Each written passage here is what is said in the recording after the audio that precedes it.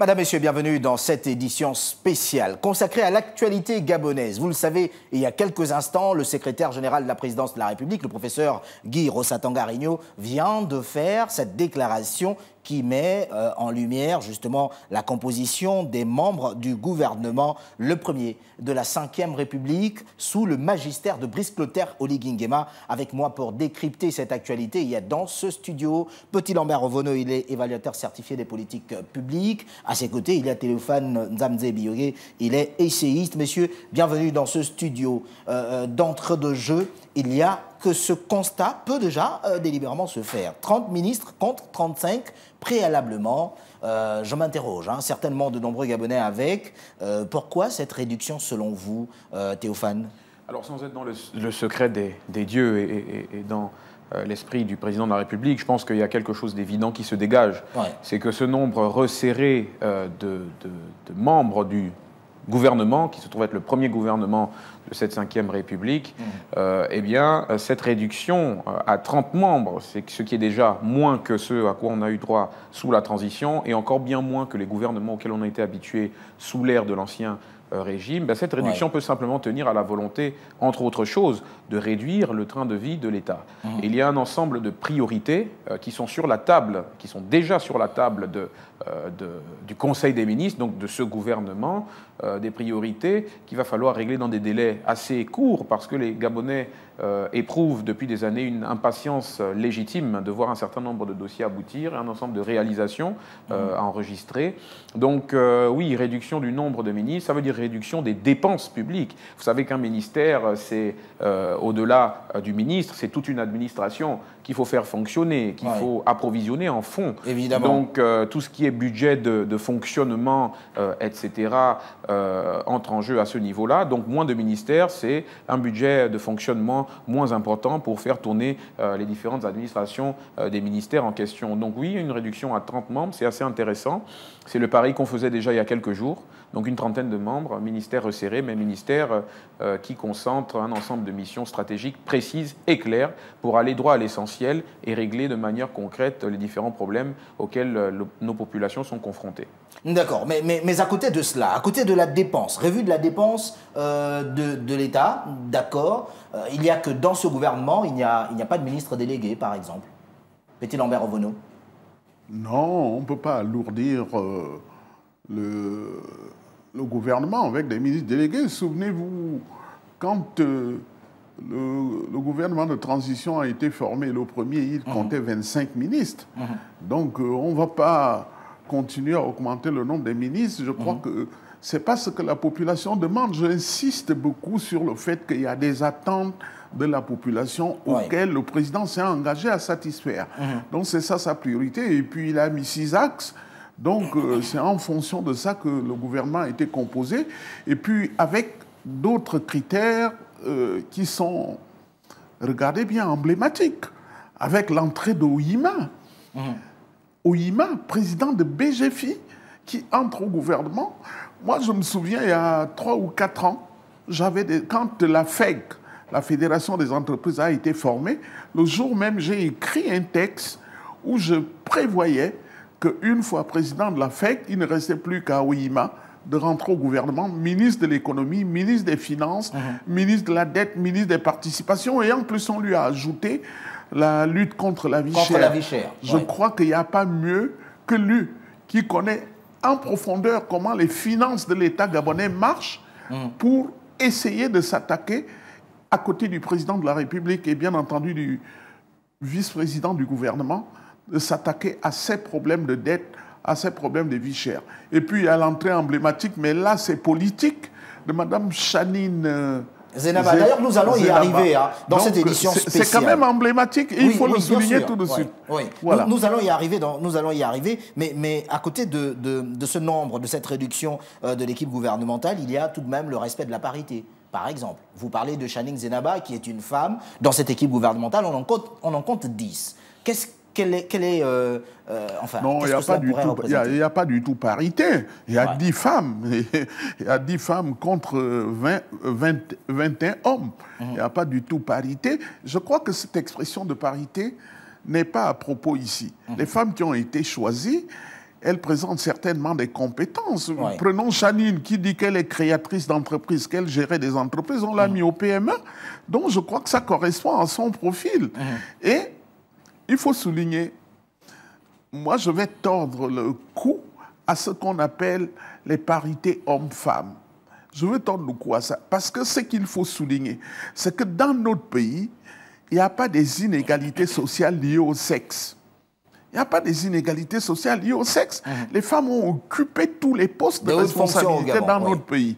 Donc, le Gabon est même en avance pour donner des responsabilités aux femmes, que ce soit à la Cour constitutionnelle, que ce soit au Sénat, que ce soit à la Défense nationale. Imaginez-vous, que ce soit à l'Éducation nationale, ça fait très longtemps que Mme Camélia Ndoutoum-Leclerc, que nous félicitons, qui est ministre d'État maintenant, qu'elle est à ce ministère et que ce ministère ne connaît plus les soubresauts qu'on a vécus il y a très très longtemps. Donc, ne posons pas le problème en termes de parité, posons plutôt le problème en termes de compétences et de l'attente des Gabonais de ce gouvernement. Et puisque vous parlez de Camélia Ndoutoum-Leclerc, pour rappeler sa fonction, elle est ministre d'État, ministre de l'Éducation nationale, et de l'instruction civique et de la formation professionnelle.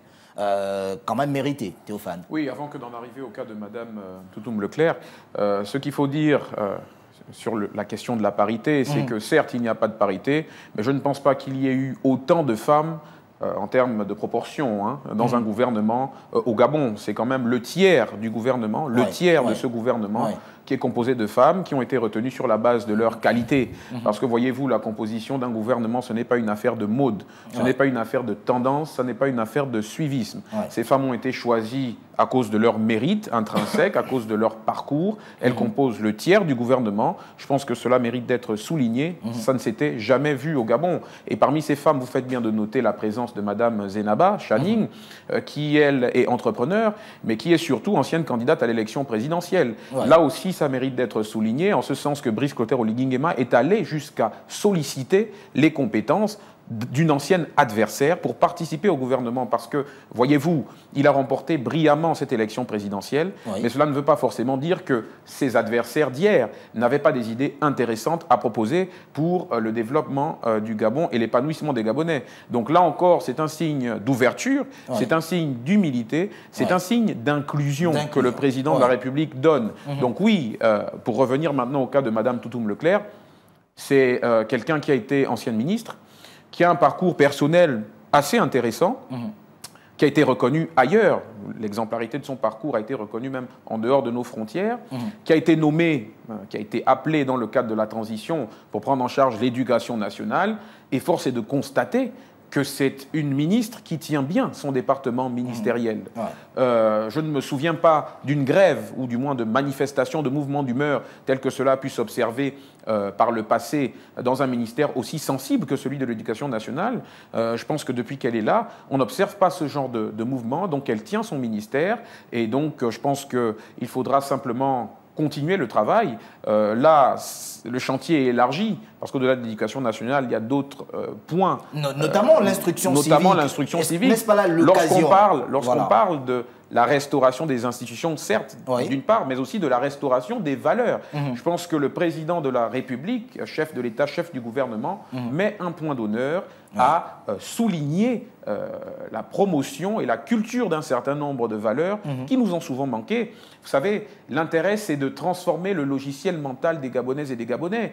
Et quelle autre institution, à part l'école, qui est le lieu que la République a choisi pour former les citoyens dont elle a besoin, dont son développement a besoin, quel lieu mieux que l'école pour transmettre ces valeurs-là? Donc là encore, et c'est en ce sens que je dis que le chantier est élargi pour Mme Ndoutoum-Leclerc, il faudra que sur ce terrain-là aussi, qui est un terrain stratégique par rapport au Gabon nouveau que nous voulons, que de se mettre très très rapidement au travail et de produire des résultats comme le reste de ses collègues du gouvernement. Et puisque l'on parle de ces membres du gouvernement qui occupent des fonctions, parlons des femmes plus précisément, il y a également Madame Laurence Mengue Munzogue, épouse Ndong, qui se retrouve au ministère de la Mer, de la Pêche et de l'Économie bleue, porte-parole du gouvernement. Elle préserve le porte-parole là mais se retrouve tout de même dans un autre département ministériel. Non, elle n'était plus porte-parole, c'est Davin Ancouré qui était maintenant oui, allais-je le dire d'ailleurs, oui. Non, je crois qu'elle l'était avant. Est-ce que sa compétence n'a pas été reconnue tout de même à ce niveau-là? Bien entendu, je pense qu'elle est efficace, Laurence, parce que depuis le premier gouvernement,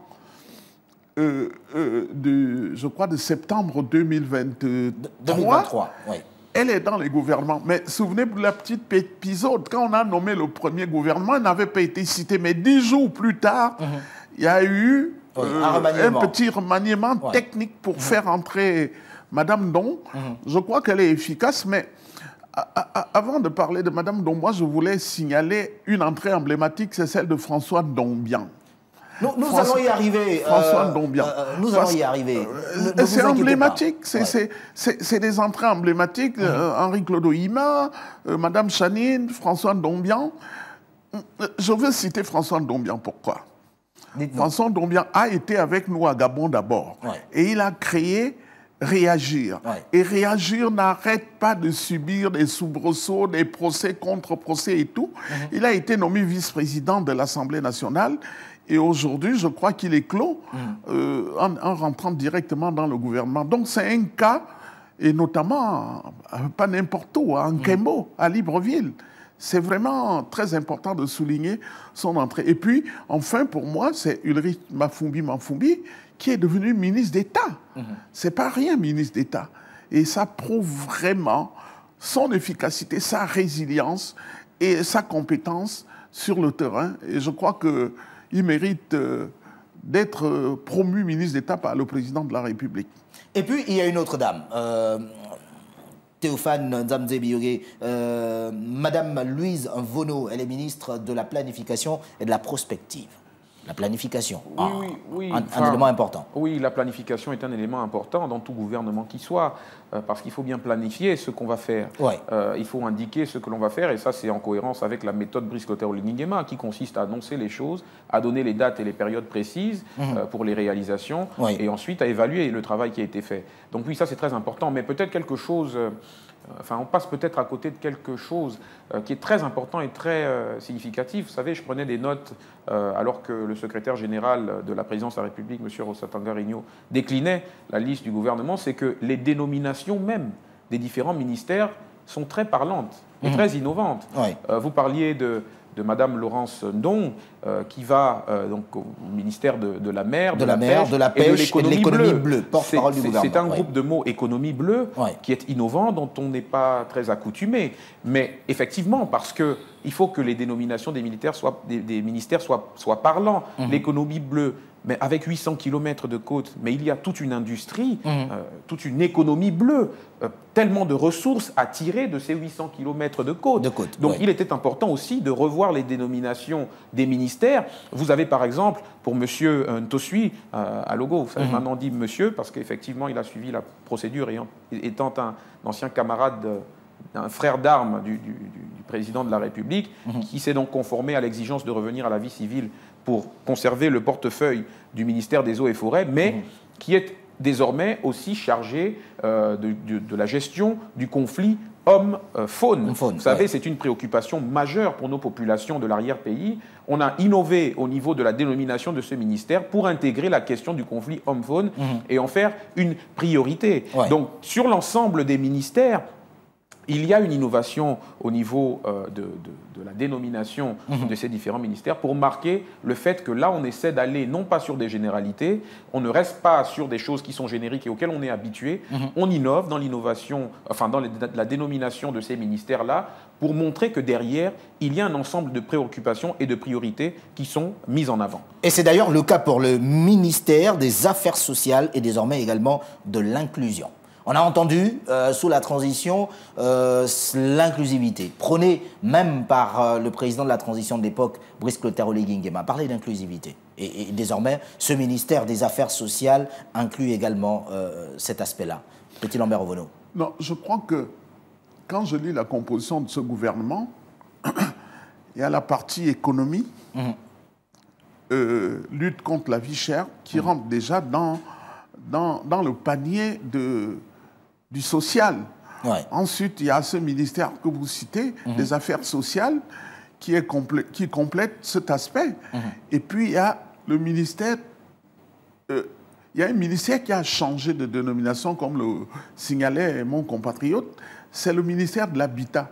Ça ne s'appelle plus... Enfin, c'est pas que ça s'appelle plus, mais ça commence déjà par ministère du Logement. Ouais. Parce que... De l'habitat, de l'urbanisme et du cadastre. Mais le vrai problème du Gabon, c'est qu'il manque 230 à 250 logements pour les Gabonais. Ça, le logement est un problème très important pour notre pays.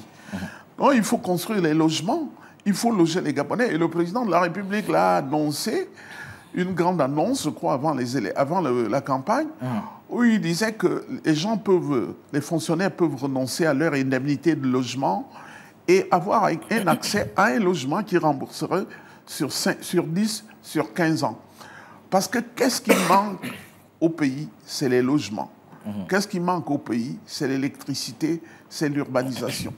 Vous savez, quand les investisseurs viennent dans un pays ou arrivent dans un pays, le premier problème qu'ils veulent, c'est de se loger, mais à moindre coût. Parce que si un investisseur arrive, il va directement au Sheraton, ou bien, je crois que c'est comme ça que ça s'appelle, pour payer 500 000 francs la nuit, il y a quand même là un petit problème. Donc, les dénominations des ministères ont été découpées en fonction de l'activité économique, l'activité sociale, l'activité culturelle. Et c'est cette lecture qu'on doit faire à travers ce changement de dénomination, cet ajout aux uns aux autres. Oui, certainement pour ajouter. Oui, pour rajouter et qu'il me soit permis de revenir un peu à ce qu'on se disait déjà plus tôt dans la journée lorsqu'on commentait la désignation de Alexandre Barrot-Chambrier, qui est un économiste. Quand je vous disais qu'il était très probable que l'orientation économique de ce gouvernement soit très très marquée, voyez-vous, nous avons là la désignation de M. Henri-Claude Oyima, dont on a parlé. C'est un compatriote qui a fait de brillantes études, qui a un parcours très élogieux, qui était inspecteur central des finances en 86 déjà, qui a eu un poste de direction adjointe au niveau de Paribas en 83 et 2 ans plus tard un poste de directeur général tout court. Donc c'est quelqu'un qui a un parcours très intéressant, qui est au cœur de la finance, qui est au cœur de l'économie gabonaise, qui est au cœur du patronat, qui sait comment ça se passe.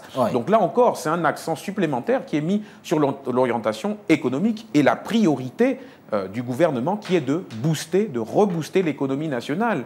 Mais pour aller plus avant dans cette même lancée, on a, là encore, innovation sur la dénomination et sur les missions, un ministère de l'économie numérique, parce que c'est un aspect très important de la diversification économique et de l'entrée du Gabon dans l'économie moderne. Donc il y a un ministère de l'économie numérique qui, tenez-vous bien, est aussi chargé de la digitalisation, innovation et de l'innovation. Vous savez, je pense que c'est un ministère qui est foncièrement tourné vers la jeunesse gabonaise, parce que les questions d'économie concernent au plus haut point et au premier plan les jeunes qui constituent 70% de la nation, sinon un peu plus. Et donc je pense que ce ministère est orienté vers eux avec la nécessité de faciliter un certain nombre de choses. Les dysfonctionnements qui s'observent aujourd'hui, par exemple, au niveau du guichet unique pour la création d'entreprises, la création d'entreprises et l'accès au marché, par exemple, avec dans la fin de 2024 ou la deuxième moitié de 2024, la création d'une direction générale du contenu local pour permettre aux jeunes Gabonais ou du moins aux entrepreneurs gabonais de capter un certain nombre de commandes publiques de la part des grandes sociétés, que ce soit dans le domaine du pétrole ou ailleurs.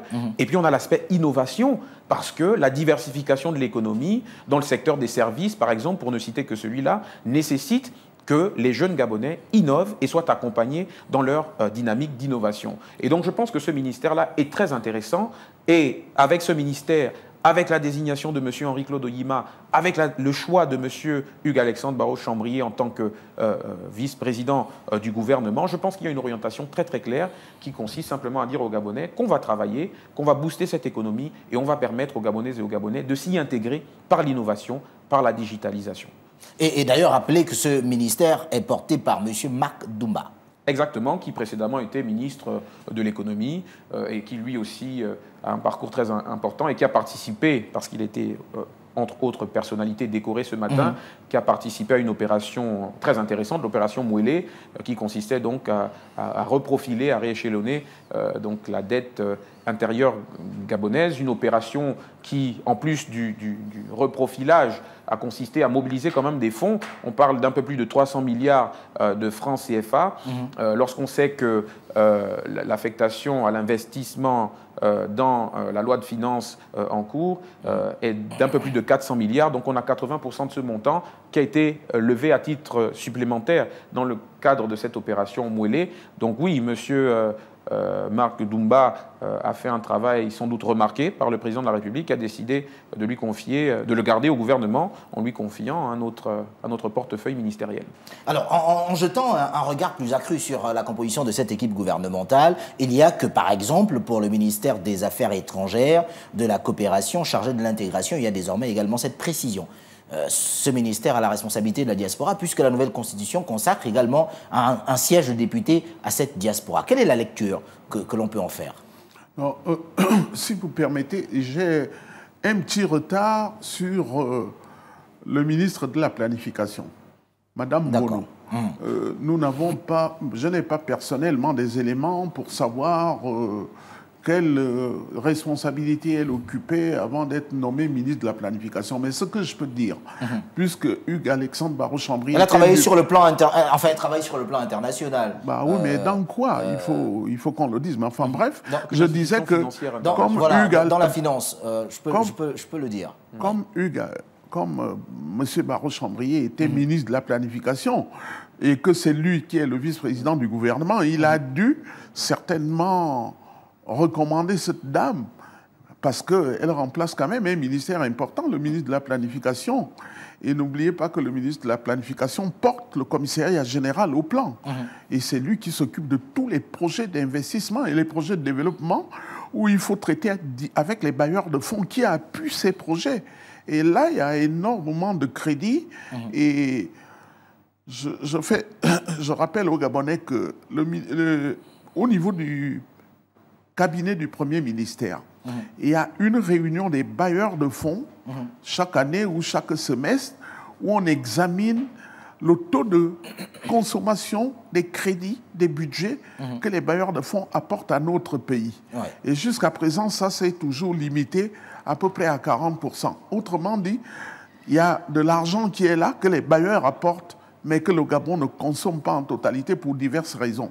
Donc, si le vice-président du gouvernement a confié avec le président de la République ce poste de ministre de la Planification, c'est qu'il y a quelque chose derrière cette dame.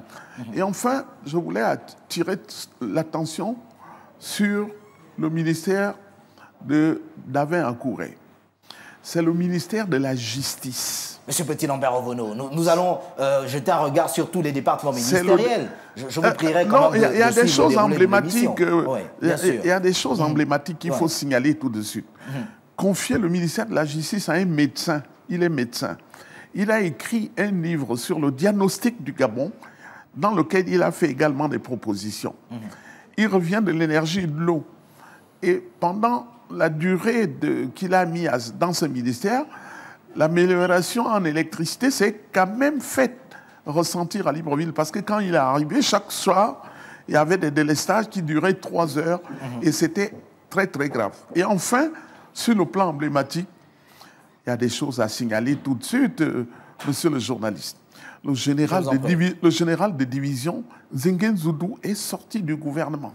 Nous aborderons la phase des personnes sorties du gouvernement. Oui, mais c'est emblématique. En même temps, il faut pouvoir respecter le canevas qui est mis en place, mais qu'à cela ne tienne, je vous laisse poursuivre. Non, juste signaler les départs emblématiques. Le général Zingen Zoudou, Charles Mba, au compte public, Jeannot Kalima, à la fonction publique, Marcel Abeke au pétrole. C'est quand même des choses qu'il faut signaler tout de suite. Donc, pour moi, c'est comme ça que je fais la lecture. D'accord, c'est votre avis et nous respectons d'ailleurs votre avis. Petit-Lambert Ovono, Théophane Nzamze Biyoge, nous allons regarder à nouveau cette déclaration, cette lecture faite par le secrétaire général de la présidence de la République, Guy Rosatanga Regnault, parlant de la composition de l'équipe gouvernementale de la 5e République, la première, de Brice Clotaire Oligui Nguema. Par décret du président de la République, chef de l'État, chef du gouvernement, le premier gouvernement de la 5e République gabonaise est composé ainsi qu'il suit. Ministre d'État, ministre de l'économie, des finances, de la dette et des participations, chargé de la lutte contre la vie chère, M. Henri-Claude Oyima. Ministre d'État, ministre de l'Éducation nationale, de l'instruction civique et de la formation professionnelle, Madame Camélia Ntutum Leclerc. Ministre d'État, ministre des Transports, de la Marine marchande et de la Logistique, M. Ulrich Manfoumi. Ministre de la Réforme et des Relations avec les institutions, M. François Ndomobian.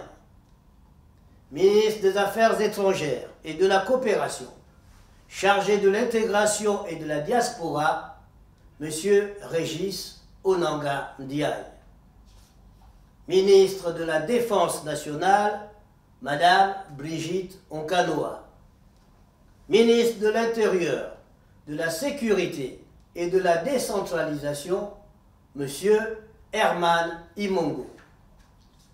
Ministre de la Justice, garde des Sceaux, chargé des droits humains, M. Séraphin Akouré-Davin. Ministre de l'Accès universel à l'eau et à l'énergie, M. Philippe Tonangoy. Ministre de la Communication et des Médias, M. Paul-Marie Gondjou. Ministre des Eaux et Forêts, chargé du conflit homme-faune, M. Maurice Ntosui Alogo. Ministre de l'Environnement, de l'Écologie et du Climat, M. Maïs Mouissi. Ministre de la Mer, de la Pêche et de l'Économie bleue, porte-parole du gouvernement, Madame Laurence Mengue-Mézoré, épouse Ndong. Ministre des Mines et des Ressources géologiques, M. Gilles Nembe. Ministre du Pétrole et du Gaz, M.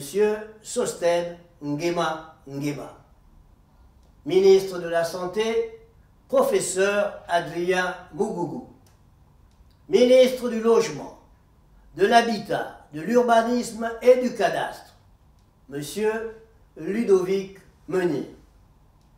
Ministre du Tourisme durable et de l'Artisanat, M. Pascal Ogoué Siphon. Ministre de la Planification et de la Prospective, Madame Louise Mvono. Ministre des Affaires sociales et de l'Inclusion, Madame Nadine Awanang, épouse Anato. Ministre de l'Enseignement supérieur et de la Recherche scientifique, Monsieur Simplice Désiré Mamboula. Ministre de la Fonction publique et du renforcement des capacités, Professeur Marcel Ibinga, épouse Ititsa. Ministre du Travail, du Plein Emploi et du Dialogue social, Monsieur Patrick Barbera Isaac. Ministre de l'Industrie et de la Transformation locale, Maître Lubin Ntoutoum. Ministre des Travaux publics et de la Construction, Monsieur Edgar Mukumbi. Ministre de l'Économie numérique, de la Digitalisation et de l'Innovation, Monsieur Marc-Alexandre Doumba. Ministre de l'Entrepreneuriat, du Commerce et des PME-PMI, Madame Zenaba Ninga Chaning. Ministre de l'Agriculture, de l'Élevage et du Développement rural, Madame Odette Polo, épouse Panzou. Ministre de la Femme, de la Famille et de la Protection de l'Enfance, Madame Élodie Diane Fouefoué, épouse Sanjo.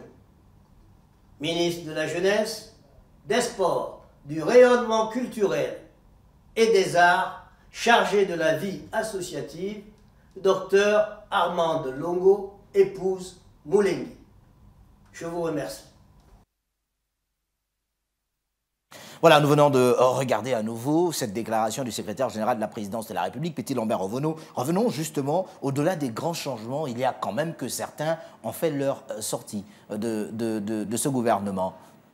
Oui, bon, je l'avais déjà signalé, les sorties emblématiques, hein, vraiment, le ministre des Travaux publics, le général de division, le général Zengen Zundu. Hein, j'ai signalé le départ de Charles Mba, qui était dans un ministère très important, Marcel Abeke, ministre du pétrole. Je voudrais insister un tout petit peu sur le ministère du pétrole. Ouais. Moi, j'ai été élu dans la société civile comme membre du conseil d'administration de l'initiative pour la transparence dans les industries extractives. Depuis 2021. En réalité, notre ministre de tutelle, c'était le ministre du pétrole et peut-être le ministre des mines. Mais quand le Gabon a signé son retour à l'ITIE, il a pris des engagements. Et ces engagements, ces objectifs-là, ceux qui devaient les mettre en œuvre quand nous faisons l'implémentation de la norme ITIE, c'est le ministère du pétrole et le ministère des mines. Le ministère de l'économie étant simplement là du fait que c'est lui qui a la signature du Gabon auprès des organismes internationaux. Mais il faut dire que nous n'avons pas ressenti réellement que les ministères en charge des industries extractives prenaient part à la mise en œuvre de l'implémentation de l'ITIE, l'initiative pour la transparence dans les industries extractives. Donc nous souhaitons désormais que, avec ces changements, que la signature du Gabon, du président de la République, soit réaffirmée auprès de Oslo, puisque le siège de l'ITIE se trouve à Oslo, en Norvège. Donc ce changement de ministère, ce changement de ministre du pétrole est très important et il faudrait que le ministre du pétrole, des mines et nous prenions en tâche pour que vraiment les objectifs fixés par l'ITIE pour le Gabon soient atteints. C'est ce que je peux dire dans ces changements. Et puis j'ai déjà signalé Jeannot Kalima et d'autres qui sont sortis. Je crois qu'il y a eu 7 ou 8 sorties, puisque j'ai eu 8 entrées que j'ai compté sur ma liste. Des personnalités qui n'ont pas démérité, tout de même, quand même. Bien sûr. Il faut le dire. Oui, qui n'ont pas démérité, qui ont servi sous l'autorité d'un Premier ministre de la transition qui lui-même n'a pas réintégré l'équipe du gouvernement, mais qui a été raccompagné avec les honneurs par le président de la République, là pour souligner encore les valeurs qui doivent guider cette 5e République. C'est très important de le souligner. Le général Flavien Zengen Zundu, frère d'armes du président Brice Clotaire Oligui Nguema jadis, mais qui a été sorti du gouvernement, non pas parce qu'il a démérité, mais peut-être parce que le président de la République avait besoin d'autres compétences et d'autres profils au niveau de ses départements ministériels. Mais petit commentaire quand même sur le ministère du pétrole et peut-être souligner cette innovation parce qu'il me semble qu'il ne s'est pas toujours appelé comme ça. C'est désormais le ministère du pétrole et du gaz. Porté par M. Sosten Nguema. Et pourquoi c'est intéressant de le souligner? Parce que voyez-vous, sur l'ensemble des sites pétroliers, des champs pétroliers où on extrait du pétrole du sol gabonais, eh bien, il y a nécessairement du gaz. Mais ce gaz a pendant des décennies été torché, c'est-à-dire gaspillé. Or, ce gaz est une ressource essentielle qui peut servir, par exemple, dans le secteur énergétique, à l'alimentation des centrales, de nos centrales de production d'électricité, avec la stratégie du mix énergétique qu'on a abondamment évoqué sur les différents plateaux.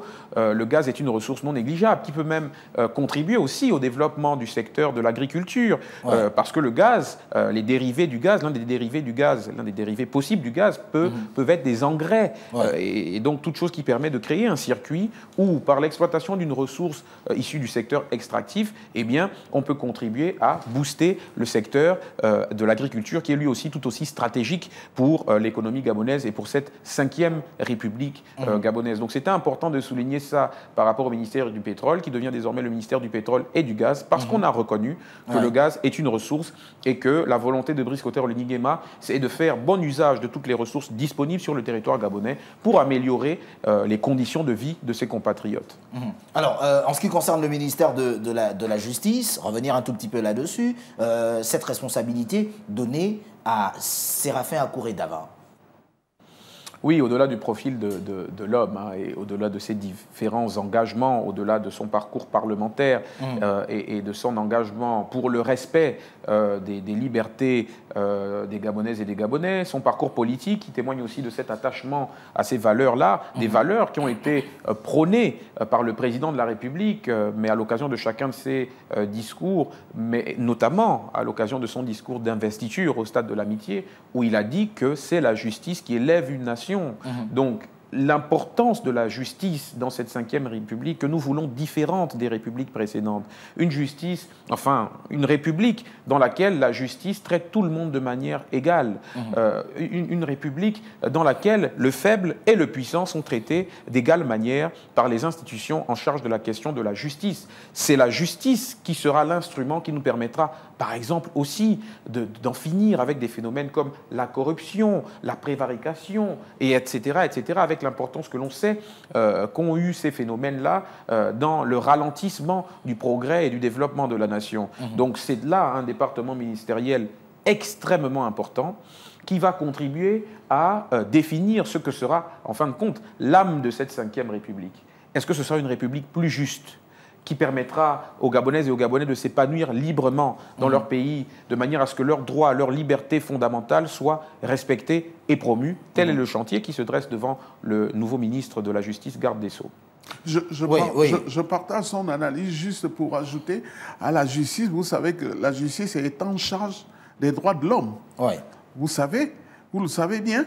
Et il faudrait donc renforcer les instruments de démocratie que le président a installé d'abord au moment du gouvernement de transition et maintenant.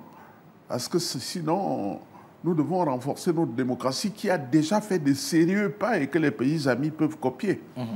Alors, il y a ce ministère qui change de dénomination aussi. Vous le savez, faisant couler beaucoup d'encre et de salive, vous le disiez il y a quelques instants, petit Lambert Revenot, on parle désormais du ministère de l'accès universel à l'eau et à l'énergie, porté par M. Philippe Tonangoy.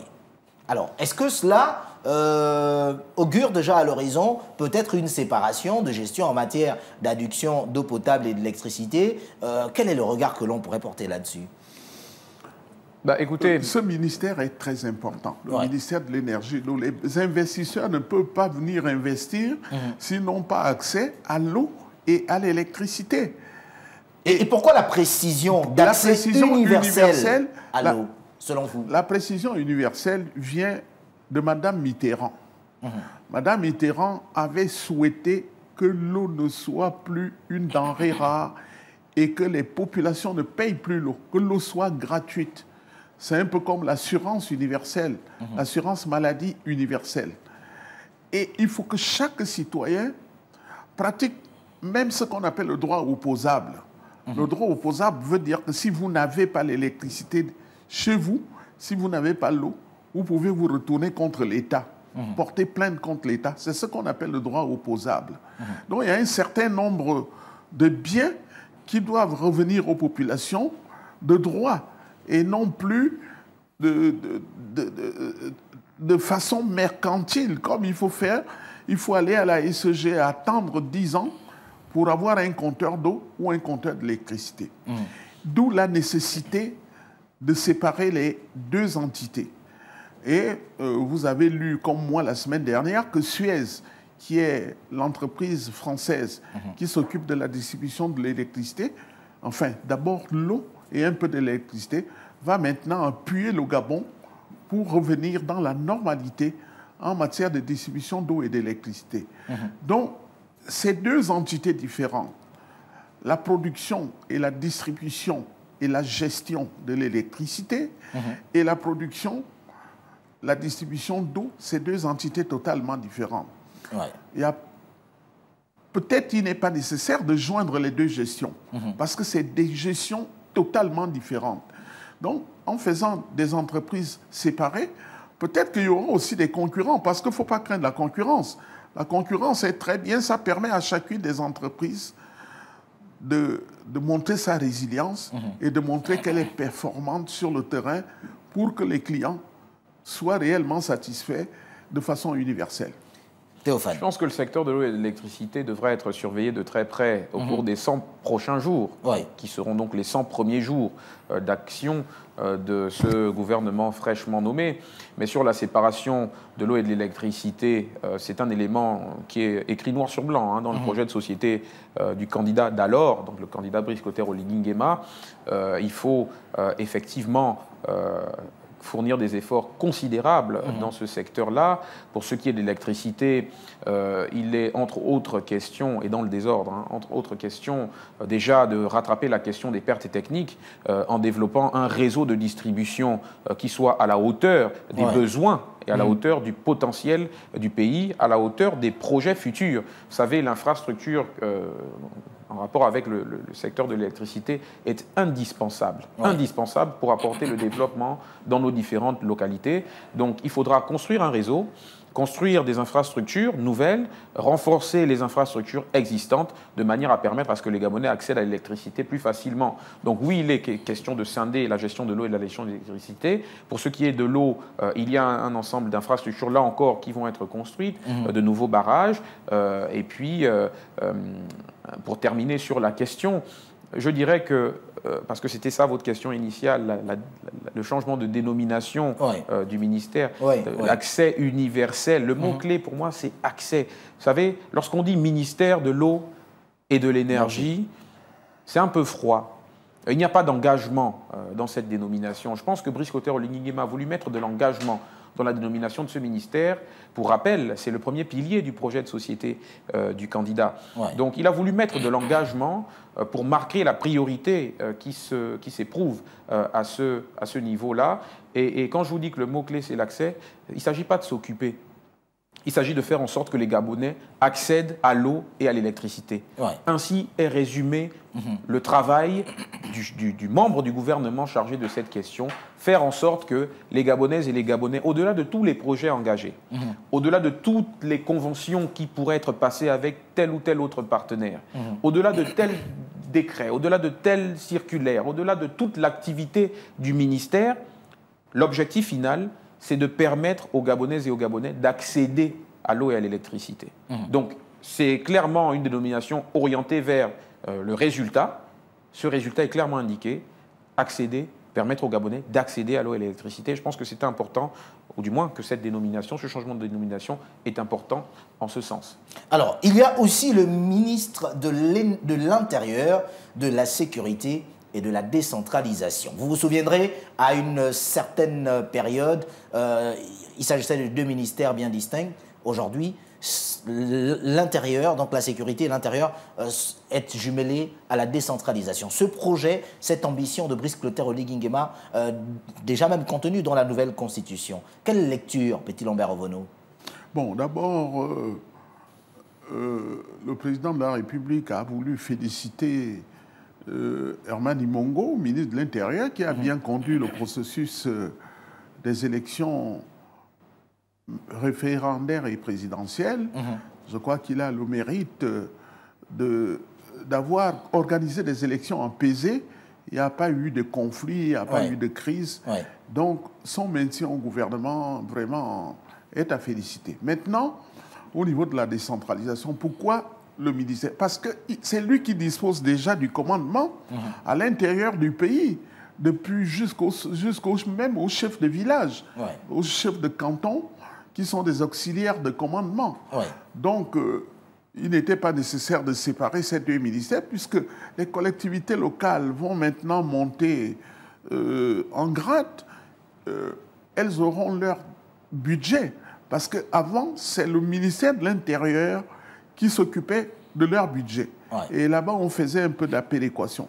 Maintenant, ces collectivités locales vont avoir directement accès à leur budget et elles n'ont pas encore de compétences en ressources humaines et elles vont s'appuyer, à mon avis, sur les compétences du ministère de l'Intérieur. Voilà un peu ce que je peux dire. C'est ça, à titre complémentaire, dire qu'au-delà, lorsqu'on parle du budget de ces collectivités locales, qui n'est pas seulement composé des subventions de l'État central, il faudra désormais, avec le transfert de compétences, la formation des ressources humaines, etc., permettre à ces collectivités locales-là aussi de générer elles-mêmes des ressources par des systèmes d'imposition, par exemple, qui peuvent être facilement conçus. Donc permettre cette autonomisation-là, cette décentralisation, parce que c'est la décentralisation de l'administration centrale, donc renforcer ces administrations locales de manière à ce qu'elles puissent gérer un ensemble de questions et qu'on n'ait pas systématiquement besoin de se référer à Libreville, à la capitale, et à la présidence de la République, à l'administration centrale, pour régler un ensemble de questions locales. Je vous le disais déjà précédemment sur ce plateau, lors d'une précédente émission, il est question d'emmener la démocratie, d'emmener l'État, d'emmener l'État au plus près de nos compatriotes, où qu'ils se trouvent sur le territoire national. Alors, messieurs, nous arrivons quasiment au terme de cette édition spéciale, mais tout de même, je souhaite que l'on revienne sur un point essentiel. En jetant un regard sur la composition de cette équipe gouvernementale, il y a que... malheureusement, je me permettrai de le dire, on retrouve rarement d'acteurs politiques là-dedans, beaucoup plus de techniciens. Que se passe-t-il concrètement? Est-ce à dire que pour ces premiers mois, ces premières années de magistère de Brice Clotaire Oligui Nguema, ce dernier ne souhaite pas d'abord tendre la perche aux acteurs politiques, puisque certains même d'entre eux qui étaient dans le gouvernement de transition sont sortis de l'équipe gouvernementale? Monsieur le journaliste, vous n'avez pas parlé du ministère de l'Agriculture. Le ministère de l'Agriculture, le ministère de l'Alimentation, le ministère qui nous nourrit, ce ministère est très, très important. Et remarquez qu'en moins de 3 ans, ce ministère change beaucoup ses responsables. J'ai entendu dire qu'il y a une loi sur l'alimentation. J'ai entendu dire ça. Vraiment, il faudrait... C'est le premier secteur qui va créer des emplois, l'agriculture. Donc, il fallait en parler. Ça, c'est la première chose. Maintenant, quant à votre question, quand je lis la composition du gouvernement, j'ai identifié un certain nombre de ministres et leur province d'origine. J'ai identifié qu'il y a 5 ministres qui sont de la province de l'Estuaire. J'ai identifié qu'il y a 3 ministres qui sont de la province de la Nyanga. J'ai identifié qu'il y a 4, je crois, ou 5 ministres qui sont originaires de la province du Haut-Ogooué. Donc, je crois que c'est un élément géopolitique très, très important. C'est un critère très, très important géopolitique. Donc, la répartition aussi de ce gouvernement s'appuie sur cet élément géopolitique, au-delà de la compétence, de l'expérience des ministres dont le président de la République a pu avoir le bilan durant la transition. Il y a eu cette répartition géopolitique de ce gouvernement. Même si vous n'avez pas répondu à la question, mais en même temps, j'ai envie de vous demander, est-ce que finalement, le Gabon ne devrait pas sortir de façon progressive de cette analyse liée à la géopolitique, puisque les Gabonais ont besoin d'avoir de l'eau, de l'électricité, sans savoir qui est ministre d'où, puisqu'on est ministre de la République et non ministre d'une contrée. Je n'ai pas dit ministre de l'Estuaire. J'ai dit originaire de l'Estuaire. Vous n'allez pas nous enlever nos appartenances. Vous n'allez pas... Non, mais c'est un débat un peu amusant, mais un peu utopique. On vient de quelque part. On se reconnaît de quelque part. On est un peuple de quelque part. Ce n'est pas ce qu'on doit faire prévaloir pour les politiques publiques. Ce qu'on doit faire prévaloir, c'est la compétence. Mais on est quand même originaire de quelque part. Puisque le critère géopolitique est important. C'est 94%, ce n'est pas seulement à Libreville qu'on a voté.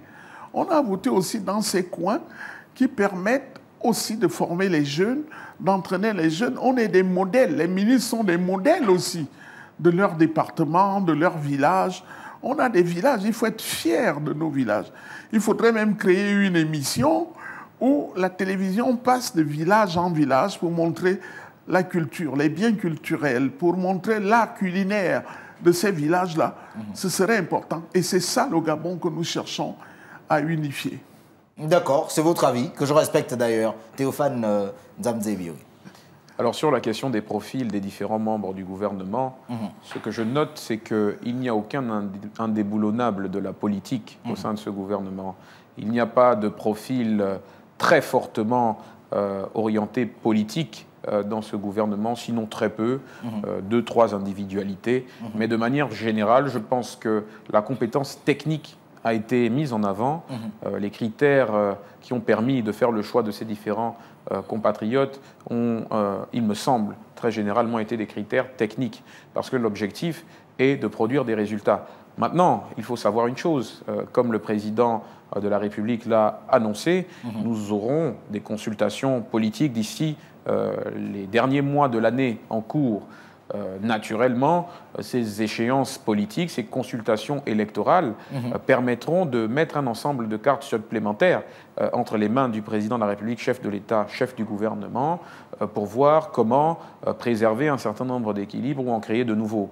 Donc voilà, des consultations aussi importantes que les législatives, et les locales, les sénatoriales, permettent parfois d'intégrer de nouvelles données dans l'appréciation des forces en présence et de voir comment, tout en préservant la nécessité de rester orienté sur les résultats, de voir comment créer des équilibres qui permettent la bonne marche de nos institutions, qui permettent la fluidité de l'exécution des politiques publiques et qui permettent, en fin de compte, au Gabon d'avancer et de se développer. Alors, lorsque l'on... Une demi-seconde, si vous permettez. Je vous en prie. Il a sorti le mot évaluation. Il faut bien évaluer le gouvernement, sa composition, sa structure, et pour répondre concrètement à votre question, parce que bon, je ne veux pas prononcer le mot évaluation en vitam aeternam dans votre studio, mais mon compatriote l'a brillamment présenté. D'accord. Alors, pour cette équipe gouvernementale, 30, pour une dizaine de femmes, la moyenne d'âge quand même, tout de même, une équipe gouvernementale assez jeune. C'est ça, je pense qu'au-delà des ténors du gouvernement, je pense que la moyenne d'âge se situe entre 40 et 45 ans pour la majorité des membres du gouvernement. Au niveau des postes les plus importants, les plus lourds, du moins, je pense qu'on a favorisé l'expérience, au-delà de la compétence, l'expérience.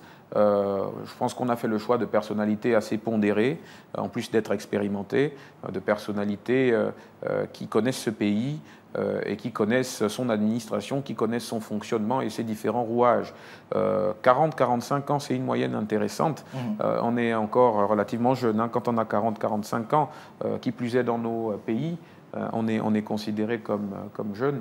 Donc oui, il y a du sang neuf, beaucoup de sang neuf, il y a de l'expérience, il y a de la compétence, et je pense que cet ensemble d'ingrédients sauront créer une dynamique vertueuse pour le développement du pays. C'est tout ce qu'on souhaite, et naturellement, les Gabonais qui sont le juge suprême du président de la République vont regarder, seront très attentifs. Et je pense que le message principal que doit intégrer ce gouvernement, c'est que les Gabonais attendent déjà les résultats. Et ça fait un moment qu'ils attendent des résultats. Ils sont légitimement impatients et ils seront très facilement insatisfaits des égarements et des erreurs que pourraient commettre les uns et les autres. Donc je pense que sous la direction du président de la République, la rigueur sera au rendez-vous, la discipline sera au rendez-vous, et les uns et les autres devront se conformer à ce nouvel esprit qui fonde donc l'âme de la 5e République gabonaise. Petit Lambert Ovono, Brice Clotaire Oligui Nguema l'a dit, 94,85% représente 94,85% des doléances, des besoins sociaux des Gabonais. Votre mot de la fin. Mais mon mot de la fin, c'est que le vice-président du gouvernement est inconnu. Il va avoir certainement, dans les prochaines heures, la feuille de cadrage décidée par le président de la République.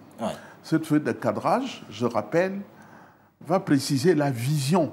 Où est-ce que le président de la République veut conduire le Gabon dans 7 ans? Les objectifs qu'il faut réaliser sur le terrain et les atteindre. Et les résultats attendus. Et ensuite, il faut évaluer, puisque le président, tous les 3 mois, a promis de descendre sur le terrain, tout en interrogeant les populations, les 94 99,85%. Parce que c'est eux qui doivent témoigner que leurs vies ont changé. Ce n'est pas le gouvernement qui viendra dire « vos vies ont changé ». Non, il faut que les populations elles-mêmes témoignent que réellement leurs vies ont changé grâce au bâtisseur Brice Clotaire Oligui Nguema, président de la République. Merci à vous d'avoir accepté notre invitation. Je rappelle que vous étiez, Petit Lambert Ovono, évaluateur certifié des politiques publiques, également accompagné de Théophane Nzamdze Bioré. Il est essayiste, monsieur. J'espère pouvoir vous retrouver très vite pour analyser ensemble et décrypter l'actualité gabonaise, puisque de toutes les façons, elle sera dense, en attente bien sûr de la prestation de serment de l'équipe gouvernementale, mais également du premier conseil de ministres, qui certainement donnera de nombreuses décisions ou alors des décisions pour la feuille de route fixée par Brice Clotaire Oligui Nguema, comme le disait Petit Lambert Ovono. Merci également à vous de nous avoir suivis. N'oubliez pas, l'actualité se poursuit sur Gabon 24. Au revoir.